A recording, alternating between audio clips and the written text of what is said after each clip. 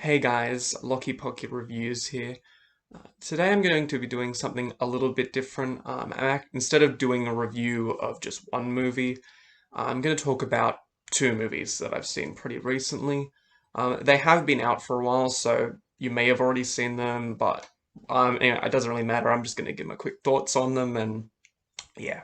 So the first movie that I'll talk about is the newest Spider-Man movie, No Way Home. And just for a bit of context, I have had a bit of a love-hate relationship with the MCU lately. I think since Endgame, um, I kind of got into this thing of, I was sort of feel like I had that closure with the series or the franchise, I should say. And I don't know, I saw the Spider-Man film that came out after that. I think that was, crap, what was it now? Far From Home, that's it. Saw that, and I thought it was, it was good or whatever. But I sort of have been avoiding a lot of their other movies. Like I didn't see Eternals, I didn't watch Shang-Chi, I didn't really see any of the shows on Disney Plus either. The only one I think I saw was Black Widow, which I don't remember much about it. It was kind of boring, honestly. So going into this movie, I'd heard a lot of good things, so I thought, oh, well, at least hopefully it'll be at least good. Because I thought the premise, obviously is really interesting, but I didn't think they were going to be able to do it well. But I thought, hopefully it's at least just some fun and, action and stuff. Um, so I want to just say that so you get an idea of kind of what I was thinking going in. Um, but with with all that said though, also I should also just add to Um, just my thoughts on Tom Holland, and his other movies. Again, kind of was a bit sort of like, yeah, they're good, they're good movies. Not really my favorites though, personally. Homecoming I thought was fun, and as I said, with Far From Home, I thought was good and, a bit of a step up, but I wasn't, compared to something like, Into the Spider-Verse or even Spider-Man 2, I just didn't think it was quite on that level of being great. Um, so, yeah, so as I said, expectations weren't super high for this one. But with that said, this one really, really surprised me. Pleasantly surprised me in how good it was. And a lot of that a lot of that really, for me at least, was really that this movie, more so than the other, like, okay, how to put this? The big problem I had with some of the first two Holland films in particular was that they felt more like Marvel films, MCU films, more than they did Spider-Man movies. And what I mean by that is that they were very much focused on, fun comedy, action, have a cool fight, have some jokes, and just kind of have a fun time. That was kind of the, thing. And they were usually not huge, big scale movies that had, big action scenes or anything like that.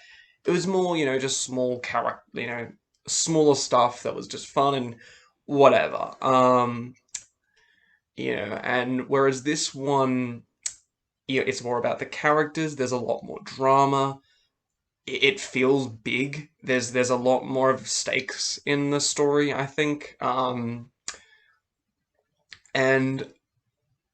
I'll do a spoiler section later. Um, but the way that this story, I think, sort of looks at, what it means to be a hero, what it means to, be Spider-Man, and kind of, analyzes and goes into it a bit. I thought was really interesting, very interesting. I'll go into that in the spoiler thing. But I think overall, as I said, it definitely ups the drama. And to be honest, it didn't feel like an MCU film to me for a majority of the time. It was, obviously there was jokes and stuff and action, but it was very much about the characters. It was about the just them going through these situations. And not to say that I'm not saying like MCU films are, bad or anything. I enjoy them, of course, but I think that they very much kind of have that same feel to them, and especially if you've seen all of them or are very familiar with the formula, it does kind of get old, and it has for me specifically. Um, but I think this one really tries to add, it really, like I said, focuses back on the characters. And on top of obviously all that stuff, the action is still a lot of fun. I love the fact having all these different villains in the movie. I don't think I'm giving much away, but the villains from the other Spider-Man films come back, and it's so much fun. I mean, the villains are probably some of my favorite things in those other movies, really. Um, so seeing like Doc Ock back and Sandman, and even characters like Goblin and Electro, which I thought, I mean, Electro, I didn't think was that great in his in Amazing Spider-Man 2, but the way they sort of update him was really good, and same with the Green Goblin. The only one that was kind of um pushed to the side was the Lizard, which I had to kind of like. The Lizard honestly is not a very interesting villain, and the movie almost kind of makes a joke out of it. Like they literally try to write him out as often as possible. There's a scene, I think it's the scene where there's a scene where basically he's just left in the truck and he doesn't even come up. Like all the villains are doing something, but he's just left away, like to the side. And I was like, really, like, but I guess the movie just didn't give a shit. So okay, whatever, I'll go with it. So that was kind of funny, honestly. But yeah, no, this one, like I said, I think really surpassed all expectations, and as I said, I had a really fun time with it, and um, I still will say, yeah, I think I will say I like the fact that it does kind of borrow some elements from Into the Spider-Verse, which, as I said, that's for me is probably my favorite one, and I'd say this is probably second favorite. I think it's about at that level for me. It's definitely the best of the live action ones, at least. Um, but yeah, I had a really good time with it, and yeah, I highly recommend if you haven't seen it. If most of you probably have, but if you haven't, go and see this movie. Holy dooly! I'm gonna give Spider-Man No Way Home a 9 out of 10. So now I'll talk about the second movie, and that's the most recent Disney film that's come out, Encanto. And before I go into talking about it, I will say that I really am very happy with the direction that both Pixar and Disney Animation Studios has really gone in lately. Because, I mean, there was a few couple years, at least almost the whole last decade, really, where all they were really putting out was sequels or remakes or all this other nonsense. And I, not to say that they didn't make good movies, they did, obviously, but they were kind of like here and there, whereas, especially in Pixar's case, a lot of it was just, sequel after sequel, and, it just got really tiring, I mean, we all want to see them do original stuff and make new, stories. I just felt like they were kind of just going through the motions, but I'm really glad, especially in like the last year with also with like Soul, Raya and the Last Dragon, Luca, like and this one as well. They've really been pushing more original stories, and I'm so happy. As I said, we want them. We're all waiting for like their next great original work, like the next Lion King, the next Toy Story, and they're going in that direction.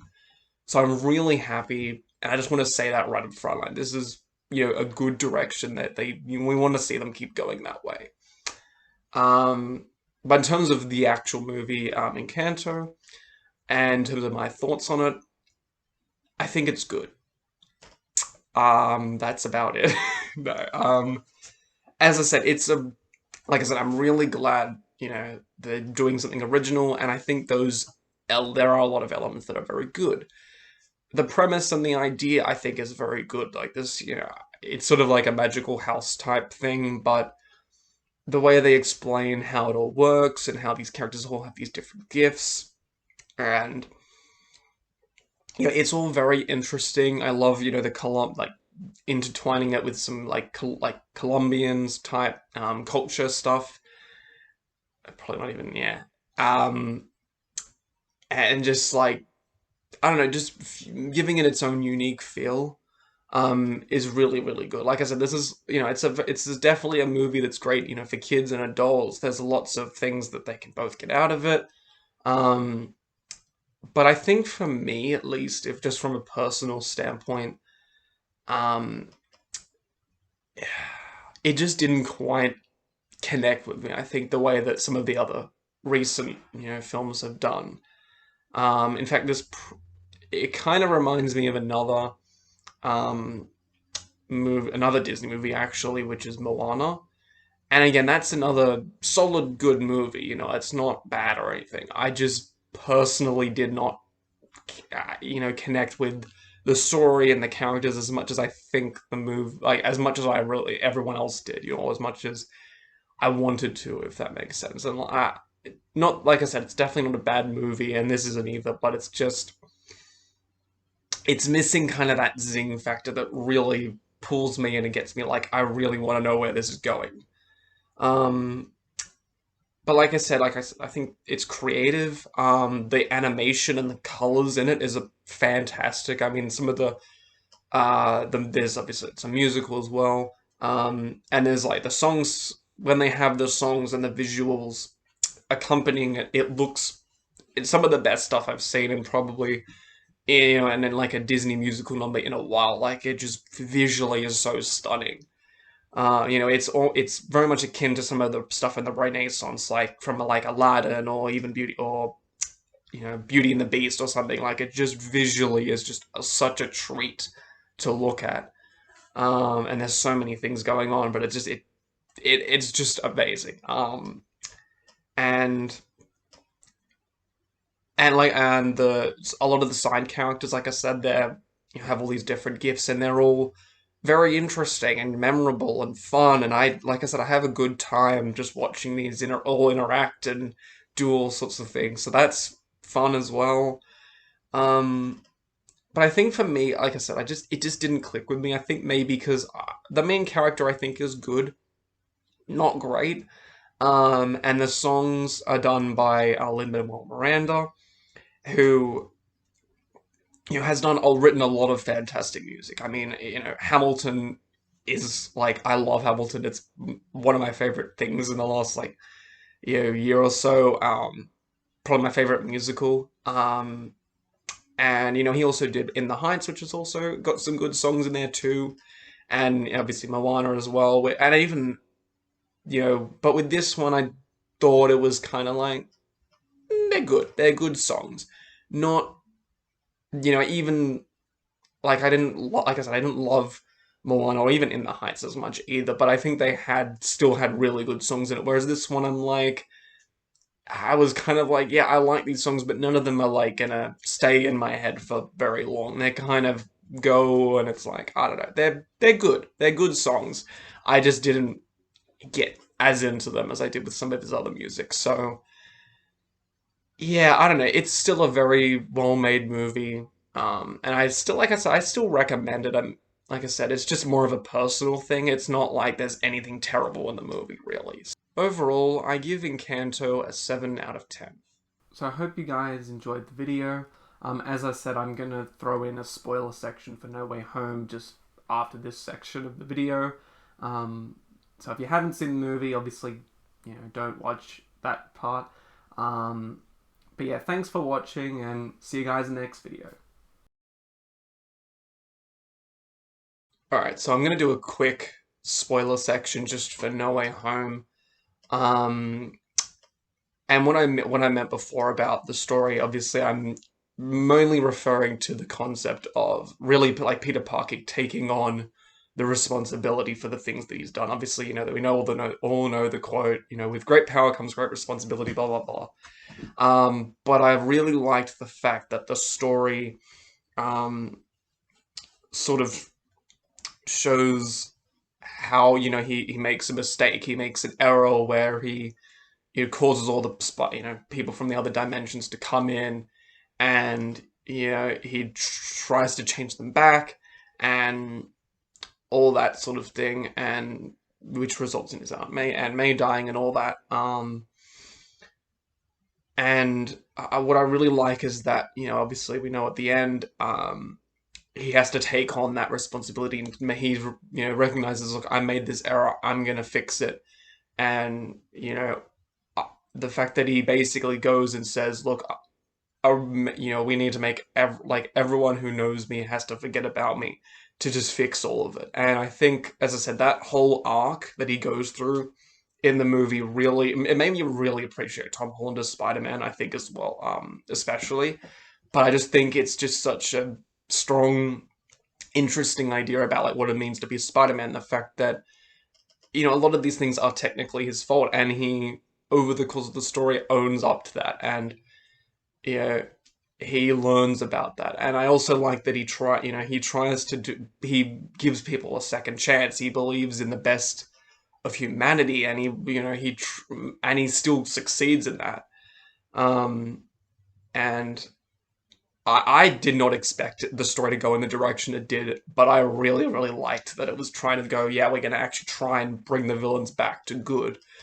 Because that, to me, that's just, you know, that's what a hero is about. It's not a, you know, yes, it's about saving people, but it's bringing out the best in others, and and inspiring other people as well, obviously. But I really liked, you know, it felt like he would go, you know, gone from a teenager to you know, Spider-Man, a, you know, Spider-Boy to Spider-Man, you know, and that's really, by the end of it, I'm like, wow, like that's a man, that's a Spider-Man, you know.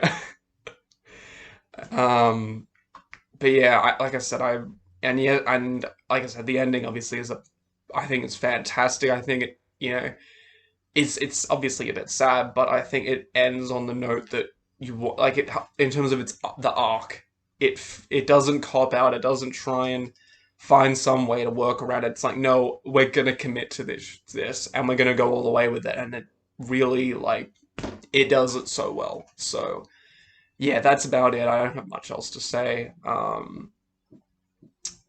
Yeah, no, like I said, fantastic movie, great. You know, I'm sure you will have also enjoyed it. So yeah, thanks.